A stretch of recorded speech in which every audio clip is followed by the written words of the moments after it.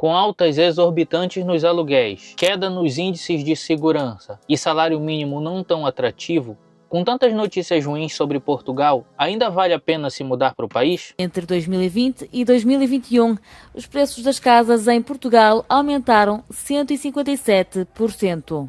E para vocês que já fizeram seu planejamento, mas ainda estão em dúvida se vale a pena ou não se mudar para cá, nesse vídeo a gente vai abordar alguns temas como segurança, poder de compra, facilidade de arrumar emprego, valor dos imóveis e ensino estudantil. E um dos principais temas que leva com certeza as pessoas a levarem em consideração Portugal como um país de possível mudança é a segurança. E mesmo ele tendo caído no ranking de países seguros nos últimos anos, ainda está sim bem colocado. Segundo um estudo organizado pela Berkshire e publicado pela Forbes, Portugal atualmente ocupa a posição 11 dos países mais seguros do mundo, inclusive à frente de outros países muito populares, como o Reino Unido, que ocupa a posição 13, Estados Unidos, surpreendentemente, ocupando a posição 129 e Brasil na posição 131. Ou seja, Portugal ainda assim é considerada um país com níveis extremos de segurança, muito diferente do país Estados Unidos, que tem o bordão sonho americano, que está num ranking muito elevado de insegurança. E agora, trazendo um exemplo prático para vocês, é o nosso caso. Eu e a produção, por várias vezes, andamos no centro da cidade, Vila Nova de Famalicão, que é onde a cidade que a gente reside, durante a meia-noite, com o celular na mão, até em horários mais tardes, que a gente gosta de fazer esses passeios noturnos, e nunca nos sentimos inseguros e nunca fomos incomodados. A sensação de segurança que a gente tem andando pelas ruas é imensa. Claro que existem alguns locais que não é aconselhável você fazer isso, principalmente nas grandes cidades, metrópoles como Porto e Lisboa, mas de uma forma geral, a gente se sente muito seguro aqui. A gente já está, inclusive, há alguns meses no motorhome, e no motorhome a gente dorme na rua. A gente não dorme em parques de campismo. E a gente nunca teve nenhum problema de segurança, nunca tentaram entrar no motorhome, nunca levaram nada. Então, a princípio, dando o nosso exemplo para vocês, Portugal sim é um exemplo em segurança. Outro ponto que eu posso destacar para vocês é o ensino estudantil. Para quem pensa em se mudar para cá com filhos em idade escolar, saiba que a educação é uma das bases, é um dos pilares de Portugal, sendo desde a creche ao ensino secundário o estudo é grátis, você não paga nada, salvo se você quiser que o seu filho estude em uma escola particular, mas em nenhum momento a escola particular tem um ensino de qualidade melhor que a escola pública. As duas andam juntas. Mas trazendo vocês novamente para a praticidade, o ensino escolar aqui é de tão alto nível que o inglês é uma matéria como se fosse matemática no Brasil. Isso chega a nos surpreender. Para quem vive aqui talvez não seja algo impactante, mas para quem vem de países em que o ensino não é o foco, isso chega sim a ser extraordinário. Então, o jovem, ele aprende o português, aprende o inglês como matéria obrigatória e tem ainda a opção de aprender uma terceira língua, seja o espanhol, seja o francês. Então, muitos estudantes saem do ensino secundário falando até 3 línguas, se duvidar, 4. Um exemplo que eu posso dar para vocês é que certo dia a gente estava em um estacionamento de motorhome e veio um senhor que era o organizador do local e ele veio conversar com a gente e explicar como é que funcionava. Então a gente estava conversando em português e chegou um dono de motorhome que falava francês para falar com ele. Então ele estava conversando com a gente, virou e começou a falar francês com a outra pessoa. E lá no final da conversa chegou um outro motorhome que o proprietário era espanhol e ele virou para essa outra pessoa e começou a falar em espanhol, de uma naturalidade que impressiona. Então, a gente entende que o ensino é muito focado na questão importância aqui em Portugal. Para quem tem filhos em idade escolar, eu acho que é um ponto muito importante se você quer que ele tenha uma boa educação. Mas atenção, Eu tenho que ressaltar para vocês que a gente vê muitas pessoas relatando que tem dificuldades de colocar os filhos em creche, mas a creche ela não faz parte do ensino obrigatório. O ensino obrigatório, aí sim, escolas secundárias e escolas básicas, a gente não vê relatos de pessoas que não conseguiram colocar os seus filhos para estudar. Aqui em Portugal funciona da seguinte forma: ou o seu filho vai estudar perto da onde vocês moram numa região, tem uma escola secundária, uma escola básica que atende, o seu filho vai estudar nela.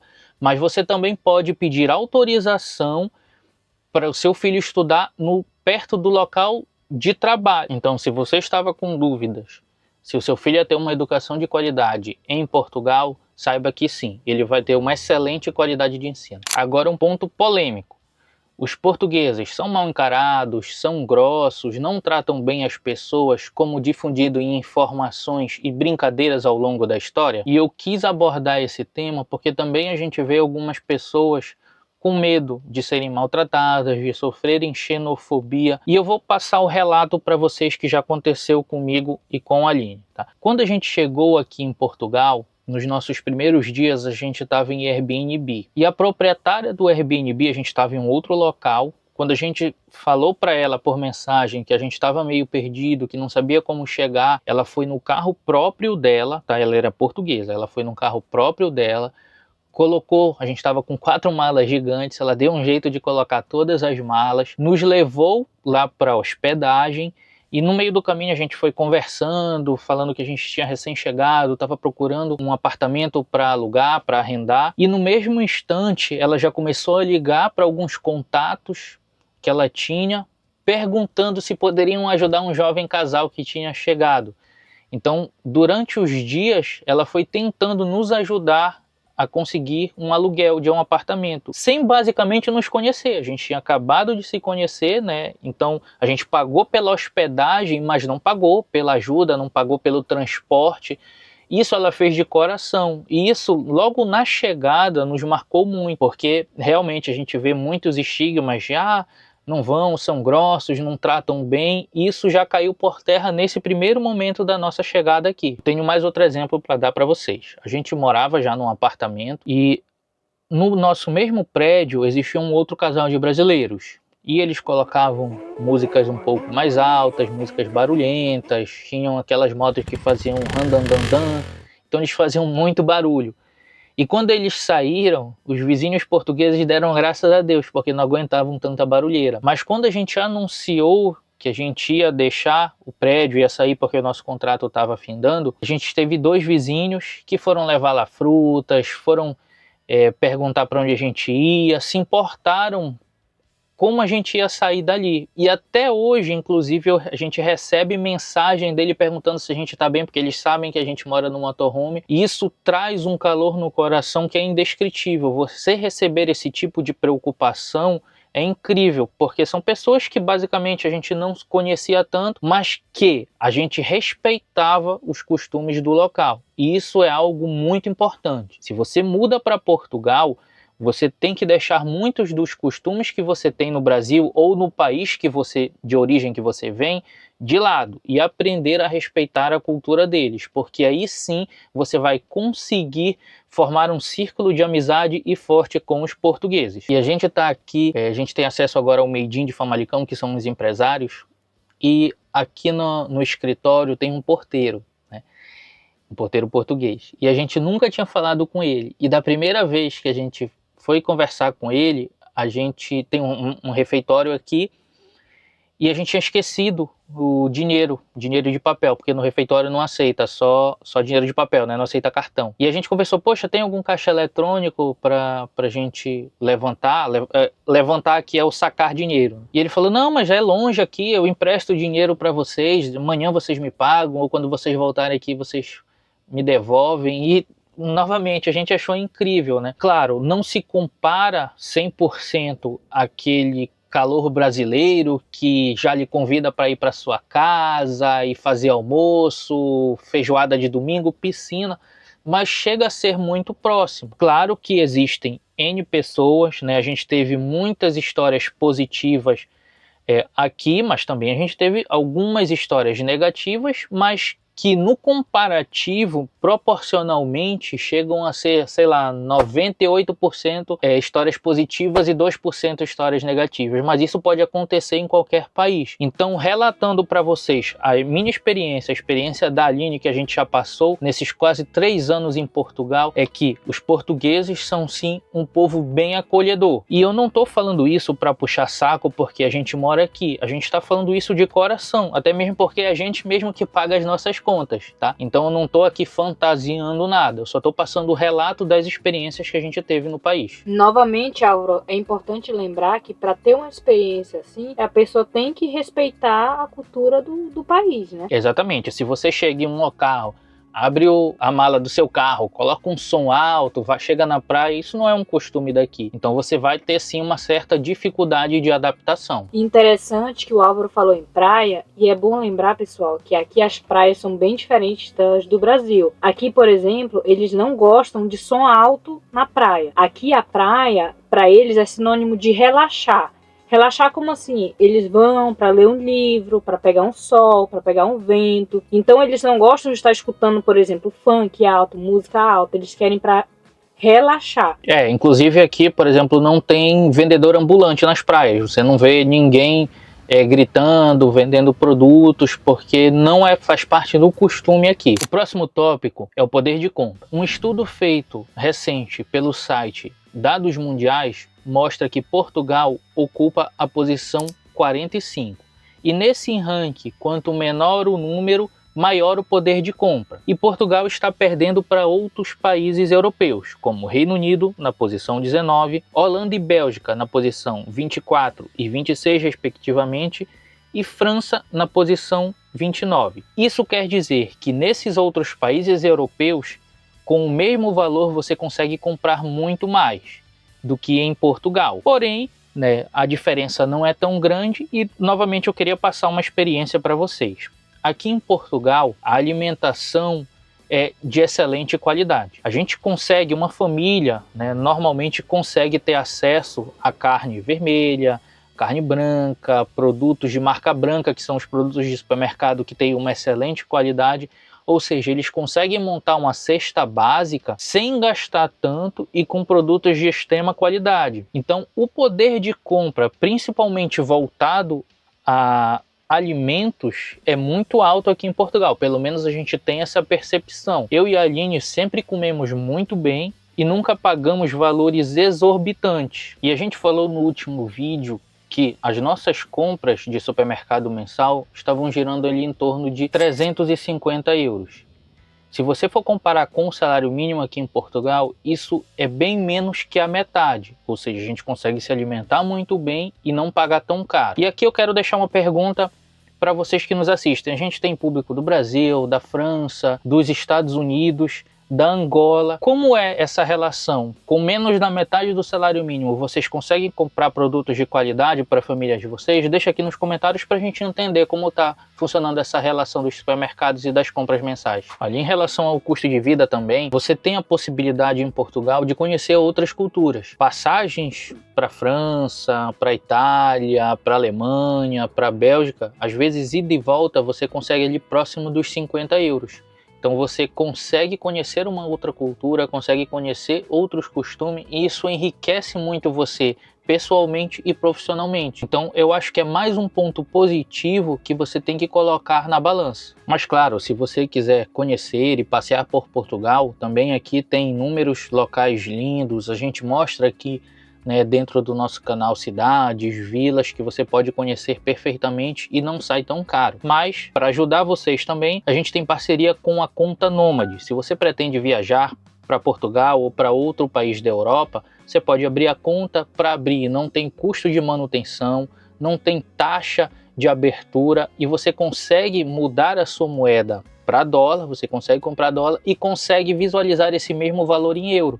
Então, você que pensa em fazer uma viagem internacional, vale a pena você abrir a conta. E para ajudar o canal, você coloca lá o cupom na hora de abrir 2 em Portugal, que você vai contribuir aqui para a parceria entre o canal e a Nômade. E além disso, você vai ter um benefício a mais. Você pode receber até 20 dólares de cashback na sua conta. Então, apesar de Portugal estar atrás de muitos países europeus no poder de compra, a gente considera que sim, você consegue com o salário mínimo pagar as despesas bases em relação à alimentação e compra de alguns outros bens eletrônicos. Agora a gente vai abordar dois temas que provavelmente vão pesar na escolha de vocês. O primeiro é o salário mínimo. Se você pensa em vir para Portugal para enriquecer, juntar muito dinheiro porque o câmbio é 6 vezes maior que o real, esqueça isso, porque o custo total de vida, que a gente vai mostrar aqui para vocês, acaba sendo muito maior que o salário mínimo. E por que a gente aborda tanto o tema salário mínimo aqui em Portugal? Porque a grande maioria dos trabalhadores aqui que trabalham 8 horas por dia recebem o valor mínimo, salvo algumas exceções que às vezes a gente vê na internet e quer colocar como regra que ganham valores, né, bem maiores. A grande maioria da população recebe sim um salário mínimo. E para vocês verem que não tem tanta disparidade, um engenheiro que é um profissional de nível superior, que passou ali 4, 5 anos estudando com a formação, ele ganha aqui aproximadamente uns 1.400, 1.500 euros. Não é um valor tão superior ao salário mínimo. Um médico, por exemplo, chega a ganhar 3 salários mínimos, né, ficando ali na faixa próximo aos 3.000 euros. Isso sem contar os descontos. O imposto de renda sobre os salários aqui é bem alto, pessoal. Vou dar um exemplo para vocês. A gente tem uma conhecida que é professora e ela ganhava aproximadamente 1.500 euros por mês. E esse ano ela ia receber uma promoção, ia mudar o escalão dela. Só que mudando o escalão, ela ia entrar numa faixa de imposto de renda muito maior do que ela pagava hoje. Então ela ia ser promovida, ia ganhar um salário bruto maior, mas o desconto ia fazer com que ela recebesse menos salários no valor líquido do que ela recebia no nível anterior. Então aqui há uma relação grande de, se você ganha valores mais altos em relação ao salário, os descontos são muito maiores. Então você tem que entender que quanto mais você ganhar aqui em Portugal, os valores vão ser mais taxados. Então tenha só esse cuidado de você achar que você vai vir para Portugal e fazer uma fortuna, porque isso não é a realidade da grande maioria das pessoas. E agora falando do tema, é fácil conseguir emprego em Portugal? A gente vê inúmeras pesquisas mostrando que há bastante vaga de emprego aqui em Portugal. Um ponto que eu tenho que ressaltar para vocês também em relação a trabalho é que dificilmente vocês vão conseguir trabalho na mesma área que vocês atuam no país de origem. Aqui, normalmente, você tem que passar um período de experiência grande em níveis mais baixos para ir aos poucos subindo nas empresas. Um exemplo que eu tenho que dar para vocês é de uma conhecida nossa que é dentista, mas que teve uma dificuldade imensa de conseguir trabalho como dentista aqui. Ela teve que entrar como auxiliar de dentista e até hoje está indo aos poucos para trabalhar efetivamente como dentista. Então, há uma grande oferta de vagas de emprego, a gente acompanha nos sites, mas não é tão fácil a entrada nessas vagas, né? Principalmente pela qualificação. Porque muitas das vagas necessitam inglês ou uma terceira língua fluente. Falei para vocês lá no take anterior que para o europeu é normal falar inglês, eles estranham quando você não fala. Então, se você vem para cá e não fala uma outra língua fluente, isso já cria uma grande barreira para você conseguir vaga na profissão que você deseja. E aí sim você tem que começar com algumas outras profissões, trabalho em fábricas que não necessitam de uma terceira língua para você estar falando fluente com outras pessoas. Outro exemplo prático que eu posso dar para vocês, a gente conhece 2 pessoas que trabalham com TI. Uma pessoa fala inglês fluente, então ele já trabalha aqui em Portugal para outras 3 empresas e ganha um valor até bem razoável, chega a ganhar ali 4, 5 salários mínimos. E tem uma outra pessoa que trabalha na mesma área, mas que não tem inglês fluente.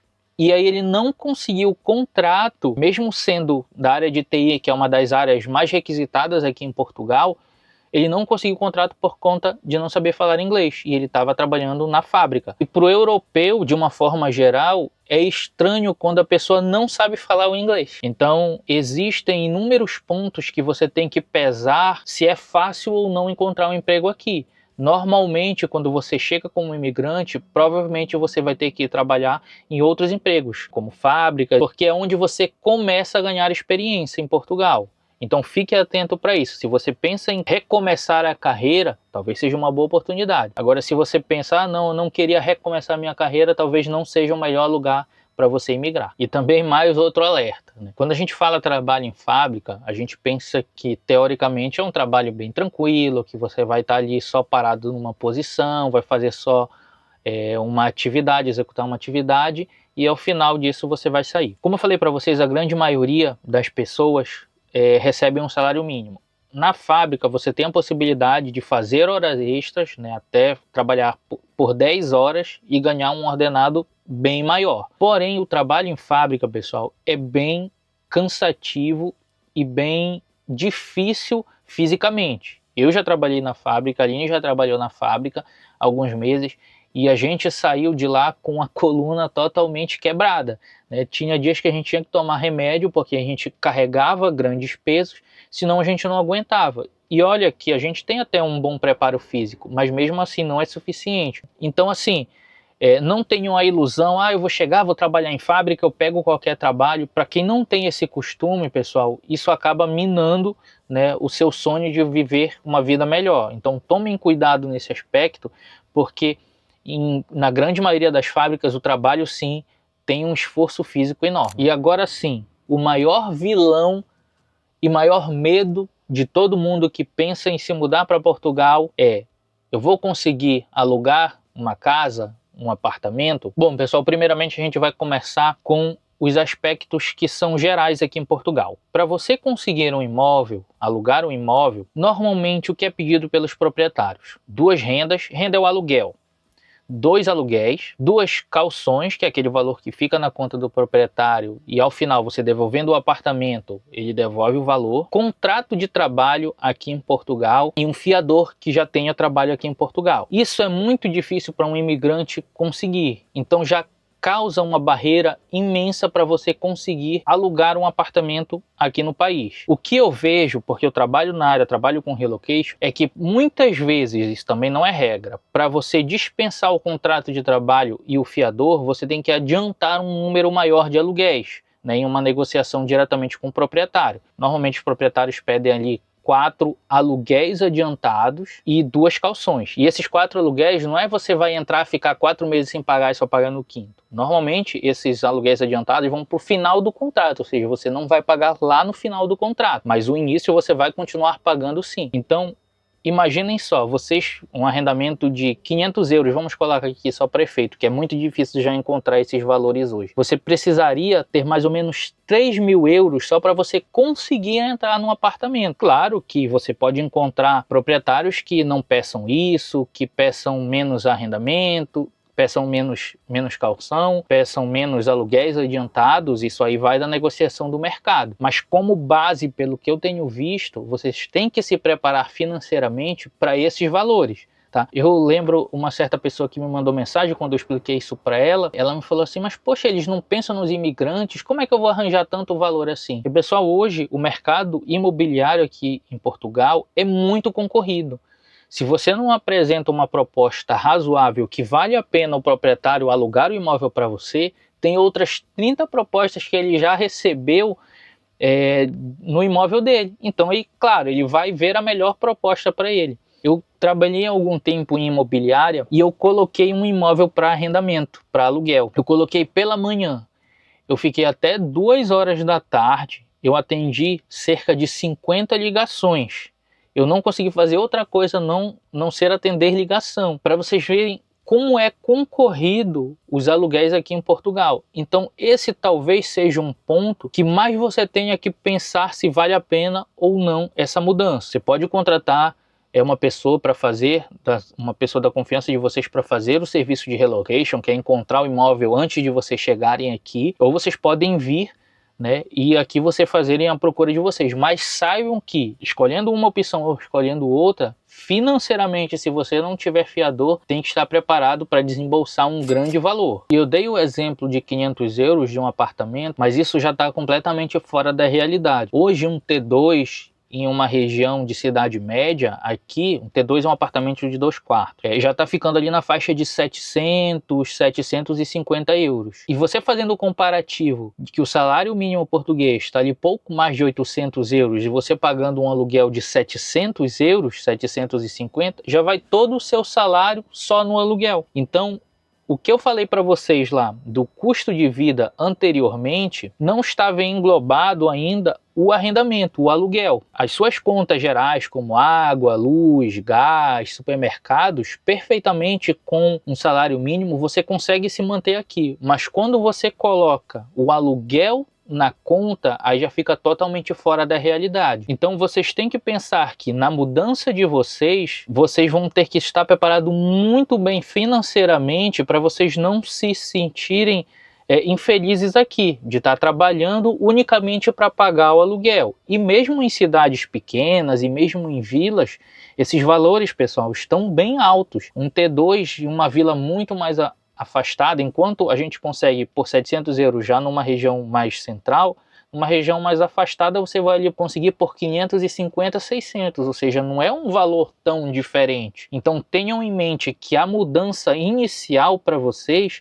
se vocês pretendem vir para Portugal nos próximos meses ou anos, preparem-se financeiramente para essa mudança inicial, porque vocês vão ter que desembolsar um valor alto e depois sim que vocês já estiverem estabilizados, estiverem com emprego, já estiverem trabalhando, vocês organizam financeiramente, né, o mensal, os custos mensais de vocês. Mas não se iludam que hoje os imóveis aqui para aluguel estão extremamente caros. Então, voltando para a pergunta que eu fiz para vocês lá no início do vídeo, vale a pena se mudar para Portugal em 2025? Se você procura um local com mais segurança, com uma qualidade de vida melhor, com um ensino de qualidade para os filhos de vocês, eu acho que vale a pena sim.